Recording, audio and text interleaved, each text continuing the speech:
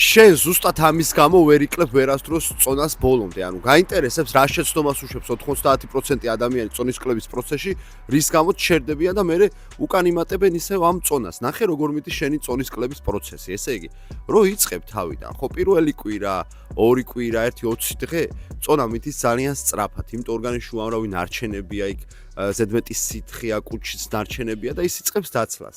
შემდეგ უკვე წონის კლება ნელდება. ყველა ვარიანტში თუ გაგიკეთებია როდესმე დიეტა, ატყობ რომ თავიდან სწრაფად იკლებ, მერე ნელ-ნელა იკლებ. რაღაც მომენტებში შეიძლება რამოდენიმე დღე საერთოდ ვერ დაიკლო წონა და მერე ერთიანად წამოვიდეს და ასე შემდეგ. და ადამიანები ჩქარობენ, იძახიან რომ ვაიმე თავიდან რაღაცა სწორედ ვაკეთებდი, ბევრს ვიკლებდი, ეხლა ნეტა რას ვაშავებ რომ ვეღარ ვიკლებ ასე წონას და აი ამ სტრესის გამო, ნერვიულობის გამო და სიჩქარის გამო ჩერდებიან და იწყებენ ჭამას და ორმაგად იბატებენ. ამიტომ გაახსოვდეს, არასოდეს არ იჩქარო, არ გეგონოს რომ თვეების და წლების ნაგროვებით ცხიმი რამოდენიმე კვირაში სამუდამოდ გაქრება შენი ორგანიზმიდან. უნდა იმუშაო შენ სკვების უნარჩვევებზე და აუცილებლად ყველაფერი გამოგივა.